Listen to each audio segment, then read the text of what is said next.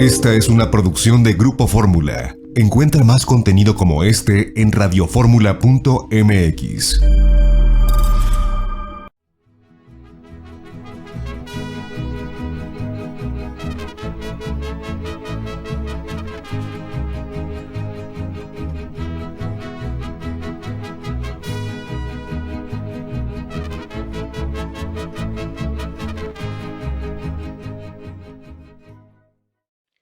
Amigas, amigos, muy buenas tardes tengan todos ustedes. Los saluda con el afecto de siempre José Manuel Villalpando, aquí en una emisión más de su programa, La Historia que Quiero Vivir, que esta tarde, por supuesto también, como ya lo saben, por razones obvias de la contingencia de la epidemia, por el confinamiento hogareño al que todos estamos, pues de alguna manera, conminados a guardar para que se pueda evitar el contagio.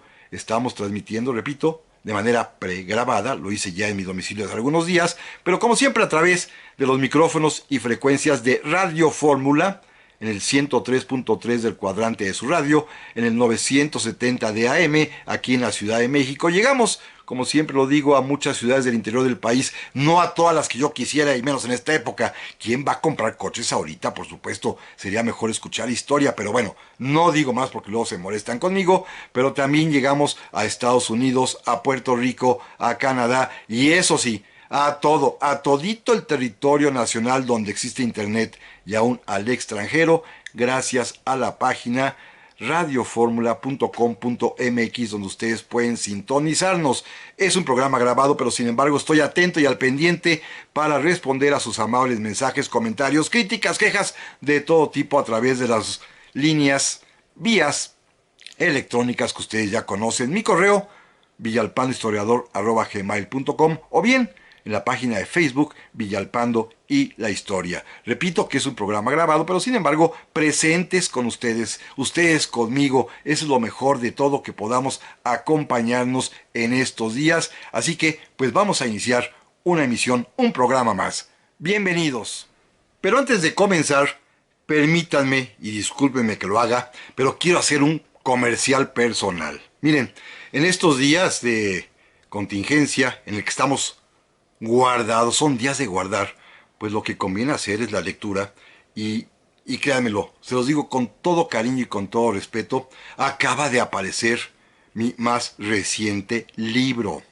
Claro, está ahorita, por razones de las restricciones que hay al comercio en todo el país, únicamente disponible en versión digital, en vía electrónica. En cualquier plataforma que ustedes gusten, ahí lo pueden descargar. El libro se llama Los Libertadores Toman Café.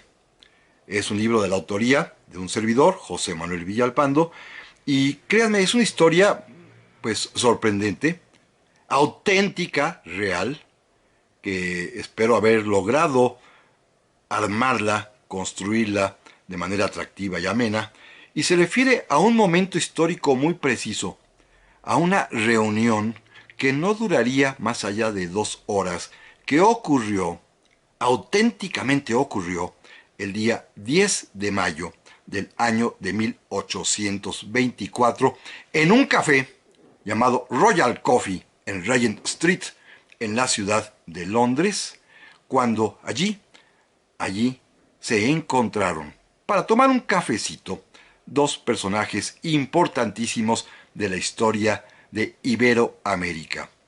Allí van a estar reunidos platicando de los temas comunes que ellos tenían, nada más ni nada menos que Agustín de Iturbide, el libertador de México, y José de San Martín, el libertador de Chile y de Perú. Es un hecho auténtico, auténtico, del que poco se sabe. No les digo más.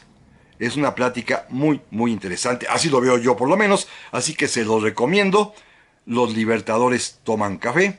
Es de Editorial Grijalbo. Y por lo pronto, repito e insisto, y disculpen ustedes que lo haga así, únicamente se encuentra disponible en versión electrónica. Ya estará en papel. Incluso yo ya tengo el mío. Ya lo puse en mis manos. El otro día ustedes pudieron verlo en las páginas de Facebook donde lo anuncié. Yo ya tengo mi ejemplar impreso en papel, materia física como a mí me gustan los libros todavía, pero sin embargo, atendiendo a esta cuestión de urgencia nacional de estar todos resguardados en nuestros hogares para no detener el conocimiento del libro, se ha pensado, y creo que bien hecho, que se, se dé a conocer por vía primero digital, electrónica. En cuanto pase la contingencia, ya será surtido a librerías y podrán ustedes tenerlo ya en papel. Pero mientras tanto, está a su disposición Los Libertadores Toman Café en vía digital o vía electrónica.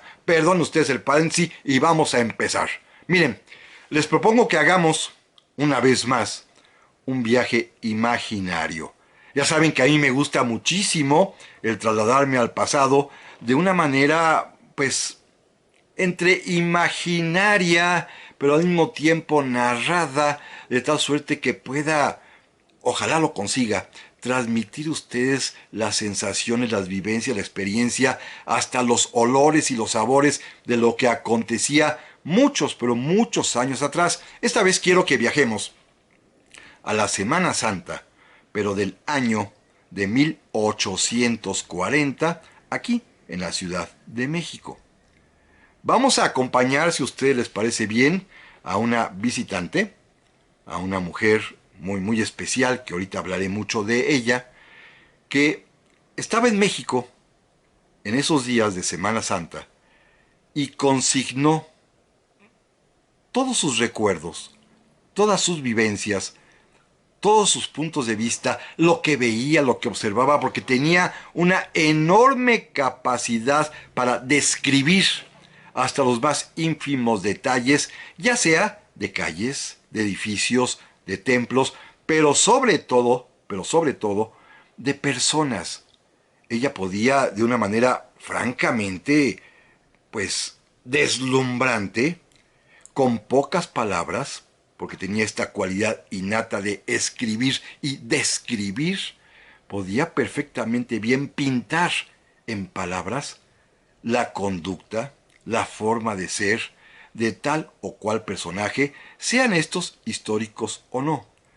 Lo mismo, ella describía perfectamente bien a los tipos populares, a las personas, a los hombres, a las mujeres, a los niños, de todas las clases sociales, pero también hacía lo mismo con las personas encumbradas, hombres o mujeres, sean ricos, sean políticos, que es el medio con el que ella se codeaba naturalmente.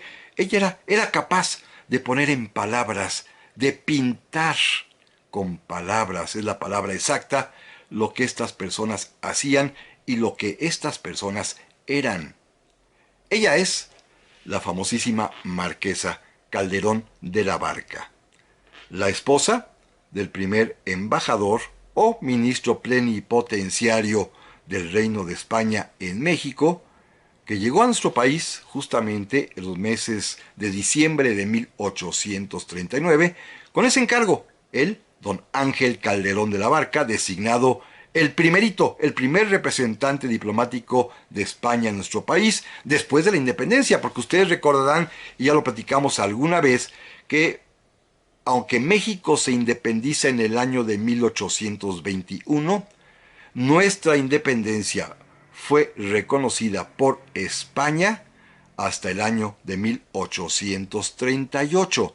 ¿Por qué tardó tanto este reconocimiento? Bueno, primero, mientras vivió el rey Fernando VII, el monarca al cual, o del cual nos separamos, al que dirían ellos, despojamos de sus territorios americanos, particularmente del mexicano, este hombre naturalmente pues nunca quiso ni aceptó reconocer a México como nación independiente, o esperaba su muerte, y a que ascendiera al trono su hija, la reina Isabel II, quien, pues ya con un poco más de seso, se dio cuenta de que México era un país importantísimo en el mundo americano y naturalmente también para poder tener relaciones con sus antiguas colonias, pues España tenía la obligación de establecer relaciones con esos países nuevos que surgieron de sus propias entrañas de la época virreinal. Y este fue el caso de México, y por lo tanto en 1838 se negociaría este tratado, que establecería la paz, la amistad y el comercio entre ambas naciones, en el cual, ¿se acuerdan? Creo que lo comentamos una vez, los dos países, España y México, se perdonaban mutuamente los agravios, las ofensas y por supuesto también los muertos, los asesinatos, las guerras, en fin, todo tipo de acontecimiento negativo fueron por los dos países olvidados, perdonados recíprocamente, y por ello el Reino de España, Su Majestad la Reina Isabel II, envió como primer embajador a México a este hombre, Ángel Calderón de la Barca, un diplomático ya avesado, tenía casi 50 años de edad, un hombre que ya para entonces había sido y era el embajador español en los Estados Unidos de América, y un hombre así, con esta experiencia, es justamente lo que necesitaba la reina Isabel para atender su embajada en México. Y don Ángel Calderón de la Barca llega a México, repito, en diciembre de 1839, acompañado de su bellísima, literalmente hermosísima esposa, Fanny Calderón de la Barca. Su nombre soltera, Fanny Skint, inglés de Calderón de la Barca, porque ella no era española. Ella era de origen escocés, es decir, había nacido en la isla de la Gran Bretaña, pero pertenecía o nacía al reino de Escocia. Una mujer muy singular, que tiene en ese momento 32, 33 años, es decir, se lleva 14 con su marido, 14, 16 años, es un matrimonio muy especial. No tienen hijos, pero ella es hermosísima, pero sobre todo sumamente lista, pero sumamente inteligente. Volvemos enseguida. Y estamos aquí, amigas y amigos, para el segundo bloque de este programa, un programa grabado, como ya lo informé al principio del mismo, en virtud de que estamos todos en la contingencia, en la cuarentena, en el confinamiento, en el resguardo hogareño, tal como nos han pedido las autoridades y tal como debemos hacerlo en conciencia, lo más que se pueda, aquellas personas que no tengamos ninguna cosa urgente, ni tampoco de vital importancia social para andar en la calle. Todos los demás debemos quedarnos en nuestras casas, y ya saben, en el caso particular de un servidor, pues los mayores de 60 con más ganas, así que yo aprovecho, y aquí desde la biblioteca de mi hogar, que está a su disposición, desde aquí estoy transmitiendo, más bien grabando el programa que será transmitido como cada semana en el horario correspondiente, porque quizás lo más importante ahorita es poder protegernos, cuidarnos y también, si se puede, ¿por qué no?, acompañarnos, estar juntos, por lo menos en esta hora de transmisión, y platicar de nuestra historia, de la historia de México, de esta historia que queremos a veces vivir, por lo menos yo en lo particular sí, porque créanmelo, para mí es una especie de deleite maravilloso el poder trasladarme, como lo estamos haciendo hoy en día, en un viaje imaginario por el tiempo, para ir directamente hasta la Semana Santa del año 1840, para acompañar a una mujer excepcional, a Francis, o Fanny, como le decían sus amigos con todo cariño y confianza, Fanny Calderón de la Barca, apellidada así porque es el apelativo de su señor esposo, don Ángel Calderón de la Barca. Ella, repito, dije hace un momentito, es de origen escocés. Se llama Francis Skine Inglis de Calderón de la Barca. Es una mujer que, pues según las crónicas y según la ilustración que ustedes han podido ver en el Facebook, era francamente muy hermosa, ¿eh? Pero además de bella, era sumamente inteligente. Ya dije en el bloque anterior que tenía una capacidad enorme para escribir, para describir, y lo hacía con monumentos, con calles, con palacios, con templos, con el campo, pero también para describir a las personas. Hombres, mujeres, de todas clases sociales, eran objeto de su análisis mental, y con su pluma privilegiada podía describir su carácter, su temperamento, su conducta, hasta sus prendas morales. Sus defectos también eran, por supuesto, objeto de su pluma, que a veces era devastadora. Y esta mujer, pues, vino a México, y con esta capacidad enorme que tenía para observar, se dedicó a escribir. Lo hizo fundamentalmente por un fin, pues más o menos informativo. Quería explicarle a su mamá y a sus hermanas que vivían en la ciudad de Boston, ahorita diré por qué, vivían en Boston, quería platicarles sobre México. Quería que estuviesen enteradas, allá su mamá ya había enviudado, sus hermanas, de lo que pasaba, de cómo era este país que les llamaba tanto la atención, por varias razones. La primera, por supuesto, porque ellos son escoceses anglicanos, que por razones de una, pues, forma muy singular que en Europa se utilizaba en aquel tiempo de que las deudas, los deudores, los que no pagaban lo que debían, eran metidos a la cárcel. El papá de ella, el papá de Fanny, había tenido que escapar con toda la familia de la isla británica, dejó Escocia y se fue a vecindar a los Estados Unidos de América, radicándose en la ciudad de Boston. Ahí se estableció, ahí puso sus negocios, ahí comenzaron a crecer sus hijas. No tenían una posición muy desahogada que digamos, no eran ricos, eran clase medieros más o menos, pero pues por razones seguramente de genética, no hay otra razón de explicarlo, Fanny, la mayor, resultó verdaderamente, sobresalientemente inteligente. Asistió a la escuela, una mujer que sabía leer y escribir, hizo todos los cursos posibles hasta donde se admitía la presencia de mujeres en las escuelas de los Estados Unidos en aquel tiempo, y luego, por razón de este temperamento naturalmente evocado hacia las letras, hacia el conocimiento, hacia el estudio, tuvo relación con dos caballeros brillantísimos que eran los máximos intelectuales norteamericanos de su tiempo allá en la década del 1830 y unos añitos un poco más. Me refiero a dos intelectuales de primera línea, George Ticknor y sobre todo William H. Prescott. Dos escritores, dos filósofos, dos historiadores, dos poetas, quizás, repito, en ese momento los más brillantes intelectuales norteamericanos. Y se hizo amigo Fanny de ellos dos, imagínense nada más.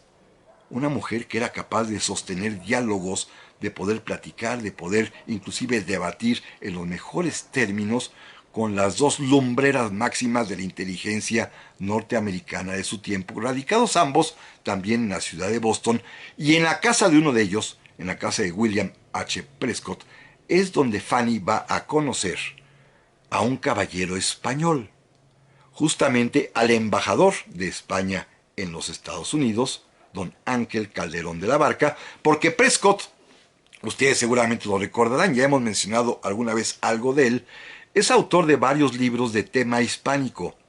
Escribió una magnífica, impresionantemente bien documentada biografía de la reina Isabel I, y cuando conoce a Fanny, y cuando conoce también por supuesto a don Ángel Calderón de la Barca, está comenzando a investigar para escribir después su magnífica y hasta la fecha verdaderamente una obra maestra, su Historia de la Conquista de México. Y tenía mucho interés en conocer a don Ángel Calderón de la Barca. Fíjense qué interesante.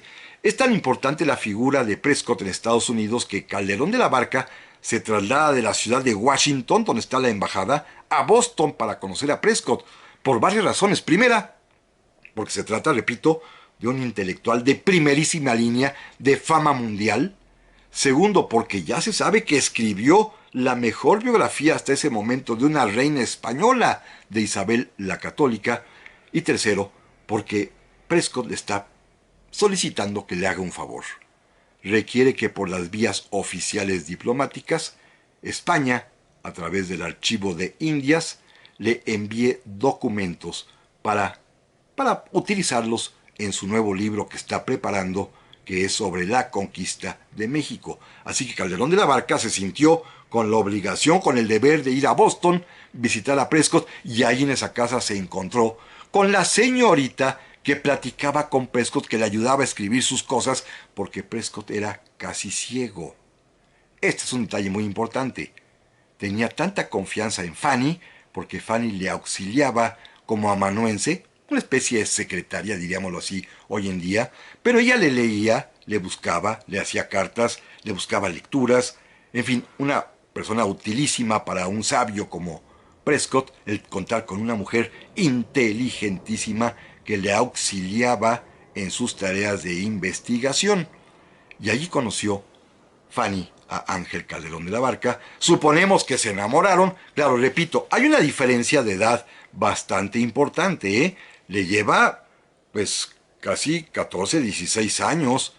Nunca van a tener hijos, pero además quizás aparte del atractivo que han de haber tenido entre los dos, tanto físico como emocional, como seguramente por los caracteres que fueron complementarios, porque eran totalmente distintos, ¿eh? Fanny es, además de inteligente, alegre, dicharachera, divertida, y Ángel Calderón de la Barca es serio, apocado, así de un humor siempre bastante frío, y sin embargo se encuentran, se hallan, se casan, serán más o menos felices, nunca tendrán hijos, pero hay una diferencia fundamental en ellos que es verdaderamente curiosa, que es el primer matrimonio que registra mucha parte de la historia mexicana y de la historia americana entre dos personas de dos religiones diferentes. Ángel Calderón de la Barca es católico y Fanny, su esposa, es anglicana, que en los Estados Unidos corresponde a la denominación de la iglesia episcopal. Así que son dos visiones distintas del mundo y por supuesto se casan cuando ya Ángel sabe que lo están enviando a México y Fanny parte con él. Se va con él, por supuesto, emocionadísima de conocer ese país, México, del que tanto ha escuchado hablar y en dos sentidos diferentes. Naturalmente, las pláticas eruditas, inteligentes, ponderadas, prudentes de William Prescott, que está estudiando la conquista de México, pero también ha escuchado y ha leído lo que la gran mayoría de los norteamericanos opinan de ese pueblo que está, pues seguramente, con los peores vicios, como decían ellos, por ser católico, por ser lo peor de la mezcla de dos razas, la española y la indígena, por ser un pueblo pues de flojos como para muchos norteamericanos lo éramos, y de esta manera pues Fanny, emocionadísima, emprende el viaje con su señor esposo y finalmente pues llegarán a nuestro país, repito, en el mes de diciembre de 1839, naturalmente llegando por el puerto Veracruz, que va a ser objeto, por supuesto, de sus descripciones, desde el calor tremendo en el tiempo aquel en que además era muy factible que hubiese, perdónenme, cualquier tipo de epidemia, hasta las personas que acuden a recibirlos. El primer personaje, con el primer gran hombre mexicano con el que se topan el matrimonio Calderón de la Barca, tanto don Ángel como Fanny, ¿quién creen que es el que los acude a recibir a nombre del gobierno mexicano? Nada más ni nada menos que el primer presidente de la República, en ese momento ya expresidente, que es quien acude a saludarlos en nombre de los mexicanos, el general don Guadalupe Victoria. Es quien recibe al matrimonio Calderón de la Barca. Pero de esta, amigas y amigos, vamos a platicar, por supuesto, en un momento más. Y estamos aquí, amigas y amigos, para el tercer bloque de este programa. Un programa, como ya lo he repetido y ustedes lo saben perfectamente bien, que está pregrabado para que pueda ser transmitido de manera automáticamente en la radiodifusora para tal, pues, para el efecto fundamental de cuidarnos todos. No solamente ustedes allá en sus casas, también los señores operadores en la estación que también tienen que cuidarse y un servidor, por supuesto, así que estamos todos aquí en casa, eso sí, acompañándonos como cada semana, porque ese es mi propósito, que esto, mientras la circunstancia permanezca como hasta ahorita, estaremos presentes. No puedo dejar, por supuesto, de estar con ustedes, porque a mí me apasiona esto, me gusta muchísimo, y si no se puede en vivo, pues lo hacemos por esta vía, porque ustedes seguramente lo entienden y lo comprenden, tanto como yo, que debemos cuidarnos todos, y la mejor manera es quedarnos en nuestras casas, claro, a menos de que tengamos que cumplir con un servicio público de estos que son de vital importancia, como trabajar en un hospital, los médicos, las enfermeras, los afanadores, los camilleros, los encargados de las ambulancias, o nuestros servicios de seguridad, nuestras fuerzas armadas, en fin, los empleados de las farmacias, los centros comerciales, los supermercados, son personas que no pueden descansar porque además su trabajo es vital para nuestra sobrevivencia. Los demás, lo mejor es no estorbar y quedarnos guardaditos como lo estoy haciendo yo, porque prefiero no dar lata en las calles y mejor aquí desde casa platicar con ustedes de historia. Y estamos hablando de este viaje imaginario a 1840 en Semana Santa, acompañando al matrimonio de Ángel Calderón de la Barca y su esposa Fanny Calderón de la Barca, una mujer inteligente, brillante, ya hablé de ella, no voy a detenerme más. Y decía yo que cuando desembarcan en diciembre del año de 1839 en el puerto de Veracruz, quien va a recibirlos es nada más ni nada menos que quien ocupa en ese momento la comandancia militar del estado y de toda la costa del Golfo de México, el general don Guadalupe Victoria, aquel que fue presidente ya de la República muchos años atrás, aquel que había sido uno de los principales subordinados de José María Morelos y Pavón, y que ahora, en calidad de ser un alto representante del gobierno y un alto militar de gran grado en el ejército mexicano, es quien da la bienvenida formal al embajador de España en México y a su señora esposa. Y por supuesto, Fanny lo describió perfectamente bien. Es un hombre honrado, es un hombre, eso sí, dice Fanny, que se ve que es de pocas palabras, quizás de falta de resolución, pero inteligente al mismo tiempo, pero que guarda sus cosas y es de un mutismo casi absoluto, que es alto, que es blanco, que está un poco cojo, que le falta una oreja. Sí, es exactamente Guadalupe Victoria. Le causará una muy buena impresión a Fanny, un hombre así, que llevaba en su propio nombre Guadalupe Victoria, y esto lo resalta la propia Fanny en sus cartas, pues el nombre de la independencia de México y de su principal bandera, que es la Virgen de Guadalupe. Más adelante van a recibir la invitación a detenerse en su traslado a México en la famosísima hacienda Manga de Clavo, que es propiedad del general Antonio López de Santa Anna. Él los va a recibir en esta hacienda, quería conocer al embajador español. Recuerden que ya para entonces Santa Anna había sido presidente de la República, ya había sido derrotado en Texas, ya había perdido la pierna en el año de 1838 combatiendo a una intervención francesa en el puerto de Veracruz, y se encontraba, ya un año después, todavía convaleciente, después de la mutilación de su extremidad inferior, en su hacienda, y cuenta la propia Fanny que la entrevista consistió en que él, Santa Anna, solamente habló y habló y habló para platicarle sus hazañas, para recordar cómo había perdido la pierna frente a los franceses, cómo había sido capturado en Texas, cómo había sido, según él, el autor casi casi de la independencia, porque Santana le dijo que él había reunido a Iturbide con Juan O'Donoghue para que firmaran los tratados de Córdoba, y Fanny remata sus comentarios con algo muy lúcido.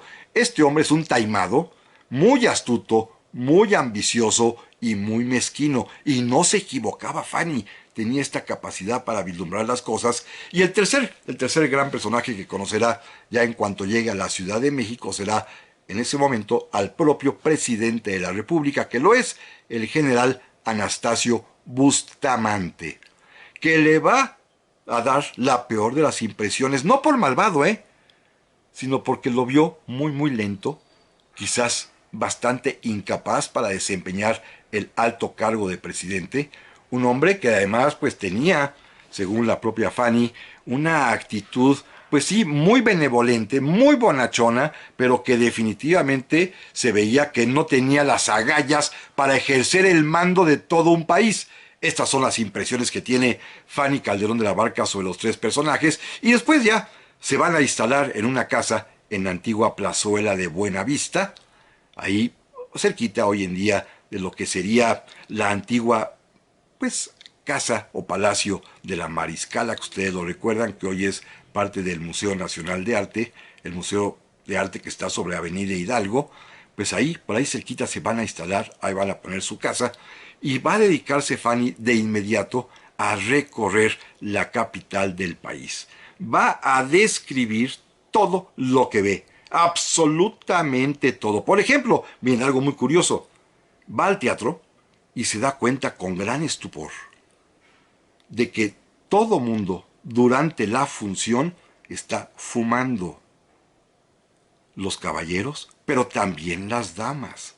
Y queda sorprendida porque el vicio del tabaco está totalmente extendido en la sociedad mexicana. Sale de ahí y ya con ojos muy atentos se pone a buscar y a ver y comienza a percibir que todo el mundo en todas partes fuma. Hasta los niños los hacen fumar o les dan cigarrillos para que fumen. Primero, está la abundancia de tabaco que hay en México, que es uno de los principales productores del mundo de, pues, de esta planta, que se exporta además a muchas naciones, que en México todo mundo fuma. Pero lo que escandaliza a Fanny, piensen que Fanny es un tanto cuanto puritana, escocesa de origen, además anglicana de religión, y esto lo ve con los ojos abiertos, azorada de que las mujeres fuman y fuman y fuman y fuman, ¿eh? Esta es una costumbre social que a ella le va a llamar muchísimo la atención. No se atreve a criticarla, simplemente la describe. Luego va a recorrer catedral, va a recorrer Palacio Nacional, va a caminar por la calle de Tacuba, que es la que lleva directamente desde su casa hasta el Zócalo de la Ciudad de México, y pues va a andar por todas partes averiguando todo y preguntando de todo y describiendo de una manera francamente formidable. Hay cosas que le llaman la atención, por ejemplo, quiere probar y lo prueba el pulque, ¿eh?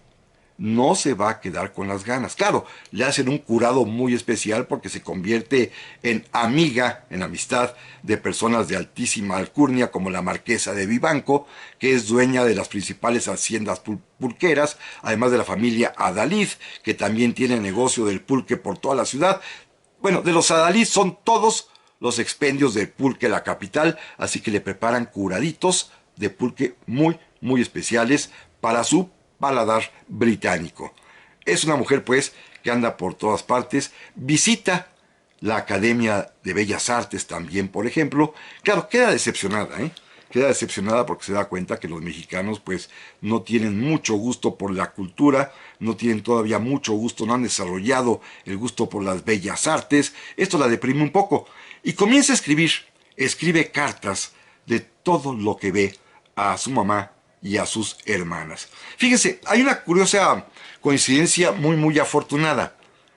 De ese año de 1840, exactamente de ese año, tenemos varios documentos testimoniales. Están naturalmente estas cartas de la marquesa Calderón de la Barca de Fanny, que por cierto, el título exacto es La vida en México durante una residencia de 2 años en ese país. Así se llama el libro, que es la compilación, la reunión de todas sus cartas. Se los recomiendo, ¿eh? Para estos días de encierro, vale la pena leerlo. Hay varias ediciones, yo les recomendaría, por supuesto, la de Editorial Porrúa, no por otra cosa, sino porque tiene de dos condiciones diferentes, de precio diferente, una de ellas en la clasiquísima colección de Sepan Cuántos, pero ambas tienen la traducción, porque Fanny escribía en inglés, de un gran intelectual mexicano, don Felipe Teixidor. Pero además también debo decirles que ahorita lo revisé hace un rato y hay también versión electrónica, versión digital, así que también ustedes pueden descargar La vida en México durante una residencia de 2 años en ese país de Fanny Calderón de la Barca. Pero decía yo que hay otros testimonios, miren, uno de ellos, don Carlos María de Bustamante, este gran historiador mexicano también, llevaba su propio diario que hoy está ya publicado y también examinó con mucho detalle todo el año de 1840, narrando y relatando día a día lo que acontecía. Y otro más, José Ramón Malo, sobrino de Iturbide, también escribió algo que él llamó Diario de Sucesos Notables, en los cuales también da cuenta pormenorizada de lo que acontecía día con día en México y particularmente está completo ese año de 1840. Pero hay otro elemento más muy interesante que les va a llamar la atención. El propio esposo de Fanny, don Ángel Calderón de la Barca, también llevaba su propio diario. Pero como era un viejito taimado, y digo viejito porque tenía 50 años, pero aquel tiempo ella era grande, como era un hombre muy, muy taimado, el diario lo escribía en taquigrafía personal para que nadie ni su esposa lo entendiera, ¿eh? Así era don Ángel, no quería que su esposa se enterara de lo que él escribía. Volvemos enseguida. Ya estamos aquí, amigas y amigos, para el último bloque de este programa que se me fue rapidísimo. Estoy platique y platique y ya veo que no he llegado todavía al tema de la Semana Santa. Voy a entrar a él inmediatamente, pero agradeciéndoles de antemano, primero que nada, su atención, a que estén conmigo, a que yo pueda estar con ustedes en estos días especiales en los cuales los programas son grabados, porque se trata de cuidarnos todos. Gracias, no voy a decir nada más, pero gracias de veras por su presencia, por su compañía y por todos los mensajes y comentarios que están llegando y que estoy respondiendo al mismo tiempo que este programa se está transmitiendo. Bueno, miren, decía yo hace un momento que don Ángel Calderón de la Barca, el esposo de Fanny, llevaba su propio diario pero en taquigrafía. Una taquigrafía muy especial para que no lo entendiera su propia esposa. Estoy seguro de ello porque dice cosas bárbaras, ¿eh? Hasta de sus conflictos conyugales, porque imagínense ustedes el temperamento tan contrastante que tenía un matrimonio de un hombre, digamos 50 años de edad, con una mujer de 33, 34, y pues de naturalezas intelectuales, afectivas, morales y religiosas distintas. Ella escocesa y anglicana, él español y católico. Así que, pues él, para evitar problemas, mejor escribía en taquigrafía. Tenemos este diario ya. Lo interpretó, descubrió la clave para poder entender la taquigrafía un gran historiador mexicano, don Miguel Soto, y el libro se publicó como Diario de Ángel Calderón de la Barca en una editorial norteamericana en Southwestern University. Ahí está publicado, yo tengo la fortuna de tenerlo, así que puedo ir contrastando lo que Fanny va contándole a su familia con lo que su marido va diciendo, lo que están viendo, porque van los dos a todas partes, ¿eh? Por ejemplo, el Jueves Santo, los dos fueron a todos los oficios de la Semana Santa. Es una narración maravillosa. A Ángel Calderón de la Barca le pareció, francamente, medio aburrida, poco solemne, y dijo claramente que los mexicanos se comportaban igual que el vulgo allá en España, que aprovechaban esas fiestas para beber. Así era de tajante y de rudo don Ángel Calderón de la Barca. En cambio, Fanny estaba verdaderamente gozosa, ¿eh? Describía y escribía todo lo que aconteció en el Jueves Santo de una manera tan detallada, tan rica en comentarios, en imágenes que ella con sus palabras logra crear. Se fue a catedral, allí, primero, para ver cómo estaba el templo, le pareció fastuoso, hermosísimo, y luego, de ahí, en la mañana, temprano este mismo Jueves Santo, se fue al Parián. El Parián era como el centro comercial de aquel tiempo que se encontraba sobre la plancha del Zócalo, o ya no existe, fue derribado años después, pero en el Parián estaban todas las tiendas, era como un mall, como un centro comercial hoy en día, y ahí estaban todas las tiendas de ropa.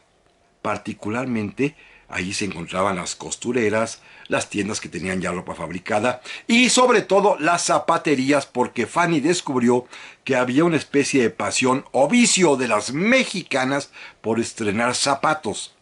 Y le llamó más la atención que para el Jueves Santo, pues todo el mundo ese día lucía sus ropas nuevas y lucía zapatos nuevos. Y aconteció algo francamente curiosísimo que la Fanny da cuenta en sus cartas, de que las mexicanas, por estrenar zapatos todas ese día, los zapatos nuevos, pues molestan, causan ampollas, dan lata, y entonces todas estaban adoloricísimas, adoloridas por completo y no podían ni caminar de lo mucho que les molestaban los zapatos nuevos. Pero eso sí, todos estrenando, o todas estrenando y luciendo sus zapatos. Es una nota de Fanny, que es un asunto importante porque ese día, el Jueves Santo, es la tradicional visita a las 7 casas y la gente va caminando de iglesia a iglesia. Claro, en el centro de la Ciudad de México hay muchísimas y esto mismo hizo Fanny Calderón de la Barca. Fue primero a Catedral, luego pasó a las iglesias, fíjense qué interesante, de Santa Teresa, las dos, a Santa Teresa la Nueva y a Santa Teresa la Antigua, 2 templos, cada uno de ellos enclavados en un convento de monjas carmelitas, de clausura. Y bueno, fue a los oficios a visitar el monumento en cada uno de ellos. Y ahí se enteró, por ejemplo, ella, imagínense, una anglicana, una inglesa, escocesa, se entera de que las religiosas, las monjas de la Orden del Carmen, las carmelitas, hacían varios votos. Ella sabía del voto de obediencia, del voto de pobreza, del voto de castidad, pero también le platicaron, y estaba verdaderamente sonrojada y emocionada, de que las monjas hacían el cuarto voto, que es el voto de no tomar chocolate. De no tomar chocolate, porque pensaban que el chocolate era una especie de estimulante que despertaba las bajas pasiones y no querían que las religiosas las tuviesen. Esto, por supuesto, llena de alegría la carta que escribe Fanny a su mamá y a sus hermanas. Luego pues van a recorrer varias iglesias, repito, Santa Teresa la Antigua, Santa Teresa la Nueva, van al convento de la Encarnación, van, en fin, a todas las que están por el centro de la ciudad para rematar finalmente en el templo de San Francisco, que hoy se encuentra junto a la Torre Latinoamericana, y ahí es donde van a presenciar el lavatorio de los pies. Naturalmente, bueno, Fanny observa, platica, está verdaderamente sorprendida de todo lo que está viendo. Es una costumbre para ella absolutamente novedosa. Ella es anglicana. Los anglicanos no hacen eso, en cambio los católicos sí. Y por ello pues lo cuenta hasta con sus más mínimos detalles en sus cartas. Es el día además casi casi de fiesta. Todo mundo sale a la calle, repito, con sus mejores galas. Es el día en que las parejas se conocen, en que las muchachas pasean para ser vista por los muchachos, en que los muchachos pasean también para ser vistos por las muchachas. Claro, todo el mundo va acompañado de sus familias, pero es el día, digámoslo así, del roce social autorizado, aprobado, bien visto. Y Fanny entonces descubrió algo que le pareció maravillosamente delicioso. En casi todas las esquinas, en medio del caminar de la gente, porque la gente iba y venía, por cierto, nos hace saber que ese día se prohibió la circulación de coches de caballos en la Ciudad de México, Fanny descubrió que en todas las esquinas se ponían puestos de aguas frescas. Y en cada uno que podía fue probando de diversos sabores. Probó el agua de tamarindo y le encantó. Probó el agua de guanábana, bueno, la volvió loca de gusto. Probó más adelante una horchata de arroz. Bueno, estaba exultante, pero en otro puesto probó Fanny Calderón de la Barca ese Jueves Santo el agua más deliciosa que, según ella dijo, había probado en su vida. Un éxtasis de bebida. El agua de chía. Le encantó el agua de chía. Y esto pues la hizo repetir en varios puestos cada vez que podía y que tenía sed, tomarse su vasito de agua de chía, que dijo ella, era una bebida maravillosa. Al día siguiente, Viernes Santo, el ambiente es absolutamente distinto. Ese día es de recogimiento, la gente sale vestida únicamente de luto para ir a los oficios divinos, para recordar la muerte de nuestro Señor Jesucristo, y por la tarde toda la ciudad en silencio,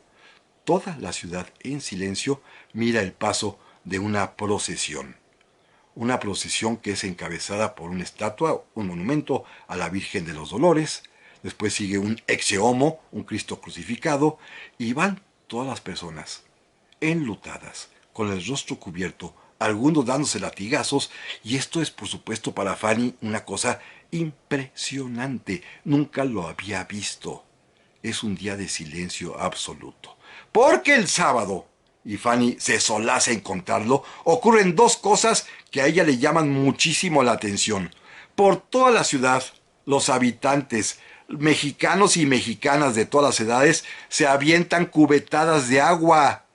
Tiran el agua y se mojan mutuamente unos a otros, y mientras al mismo tiempo, en las calles, en las plazas, los chamacos y la gente andan tronando Judas, quemando Judas, estos pequeños muñequitos como si fuera una piñata de papel, con la figura de Judas como un diablito que tiene cuetes adentro, tronando Judas por todas partes, al igual que echándose y empapándose de agua. Una costumbre que Fanny estaba verdaderamente impresionada mirando cómo los mexicanos se bañaban mutuamente, de todas las clases sociales, en las casas ricas, en las casas pobres, a quien pasaba por la calle, riájatelas, ahí va la cubetada de agua. Esto va a acontecer el sábado santo, que es lo que más le va a llamar la atención a Fanny.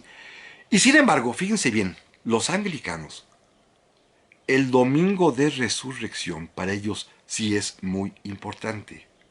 Es el día en que se consolida la fe cristiana, porque radica precisamente en la resurrección de Jesucristo, el cual es el gran misterio de la fe y el gran dogma de fe que le da validez a la fe cristiana, cualquiera que sea su denominación.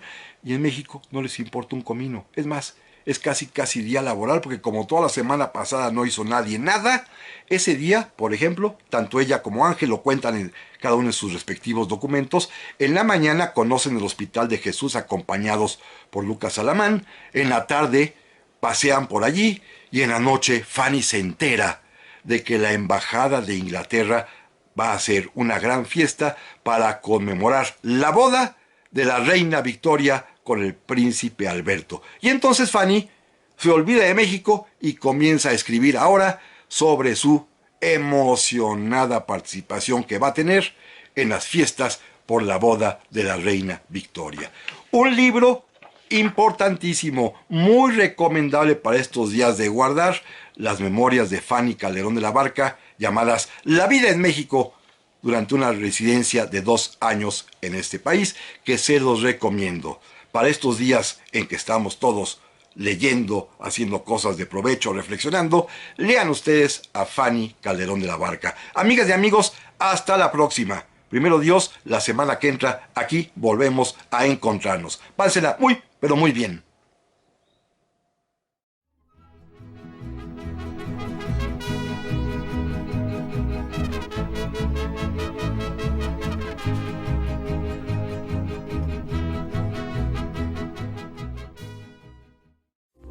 Esta fue una producción de Grupo Fórmula. Encuentra más contenido como este en radioformula.mx.